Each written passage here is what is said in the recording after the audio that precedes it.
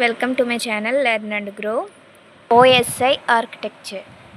The OSI means Open Systems Interconnection, that describes how data is transmitted over a network in 7 layers.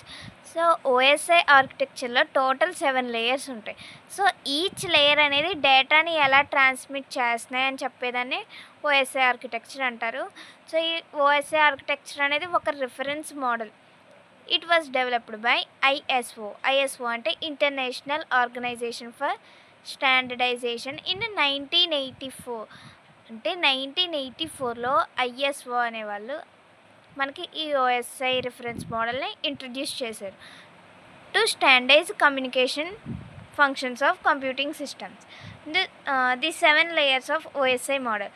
So ఇందులో 7 layers ఉంటాయి కదా. 7 layers ఏంటంటే application layer, presentation layer, session layer, transport layer, network layer, data link layer and physical layer. So computer నెట్వర్క్స్లో sender and receiver ఇద్దరు ఉంటారు. So అంటే sender side 7 layers ఉంటాయి and receiver side కూడా 7 లేయర్స్ ఉంటాయి. సో వీటన్నిటికీ మనం కనెక్షన్ అనేది ఇస్తాం. First one application layer. It provides the services to the users. So అంటే ఈ అప్లికేషన్ అనేది నియర్గా యూజర్కి దగ్గరలో ఉంటుంది, అంటే మనం ఆపరేట్ చేయగలం అన్నమాట. Presentation layer. It is responsible for translation, compression and encryption. So ఇప్పుడు మనం ఒక డివైస్ నుంచి డేటా సెండ్ చేయాలనుకుంటున్నాం. ఫర్ ఎగ్జాంపుల్ మన మొబైల్ నుంచి ఏదైనా డేటా సెండ్ చేయాలి అంటే మనకి ఈ మొబైల్కి మనం ఇచ్చిన లాంగ్వేజ్ అనేది అర్థం కాదు, ఇంగ్లీష్ లాంగ్వేజ్. సో అంటే ఇంగ్లీష్ లాంగ్వేజ్ అర్థం కాదు కాబట్టి బైనరీలో కన్వర్ట్ చేసుకుంటుంది, అంటే మెషిన్ లెవెల్లోకి కన్వర్ట్ చేసుకుంటుంది. Nothing but translation. Compression. So compression అంటే ఏంటి, మనం ఏమైనా ఎక్కువ జీబీ ఉంటే వాటిని ఏం చేస్తాం, కంప్రెస్ చేస్తాం. సో కంప్రెస్ చేసి సెండ్ చేస్తాం అన్నమాట. సో ఈ ప్రెజెంటేషన్ లేయర్ అనేది మనకు యూజ్ అవుతుంది. Next one session layer. It is used to establish, manage and terminate the sessions. So ఇదేంటంటే మనం ఏదైతే డేటా సెండ్ చేయాలనుకున్నా లేయర్లో ప్రజెంట్ అయి ఉంటుంది అన్నమాట. సో అంటే మేనేజ్ చేయడం అన్నమాట డేటాని. Transport layer. It provides reliable message delivery from process to process.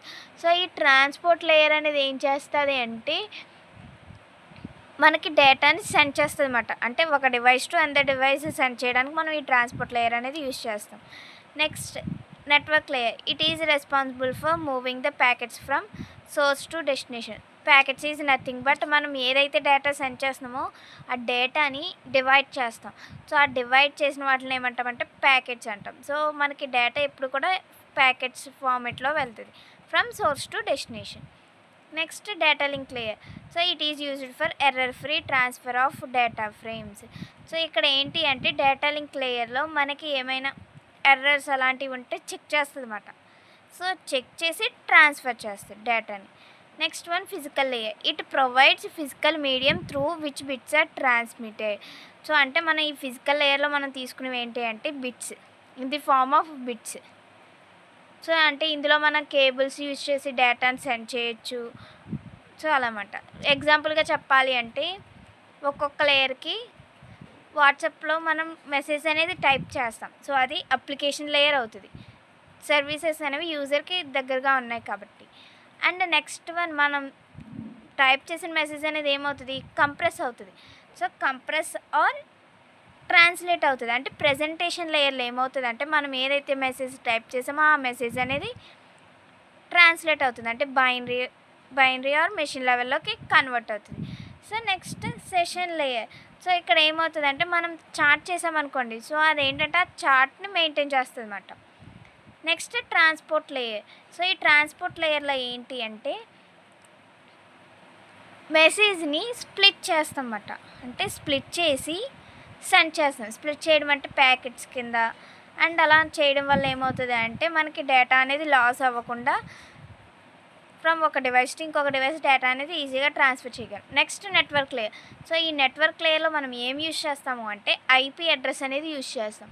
So ఇక్కడ ఈ నెట్వర్క్ లేయర్ ఏం చేస్తుంది అంటే మనం ఒక డివైస్, అంటే మన మొబైల్ నుంచి వేరే మొబైల్కి మెసేజ్ సెండ్ చేస్తున్నాం కాబట్టి అవతల వాళ్ళ మొబైల్ ఐపీ అడ్రస్ని యాడ్ చేస్తుంది ఇక్కడ నెట్వర్క్ లేయర్లో. And next data link layer. So ఇక్కడ ఈ డేటా లింక్ లేయర్లో మ్యాక్ అడ్రస్ని యూజ్ చేస్తాం అన్నమాట. సో మ్యాక్ అడ్రస్ని యాడ్ చేసి మనకి ఎర్రర్స్ లేకుండా సెండ్ చేస్తాం డేటాని. And last one physical layer. So ఇక్కడ ఫిజికల్ లేయర్లో ఏంటి అంటే మనం డేటాని బిట్స్ ఫార్మేట్లో సెండ్ చేస్తాం కదా. సో అంటే ఇక్కడ మనం ఎగ్జాంపుల్గా చెప్పాలి అంటే వేటిని యూజ్ చేసుకుని డేటా సెండ్ చేస్తామంటే wifi or mobile network use చేసి మనం డేటాని సెండ్ చేయగలం వాట్సాప్లో. సో ఇది ఓఎస్ఐ రిఫరెన్స్ మోడల్.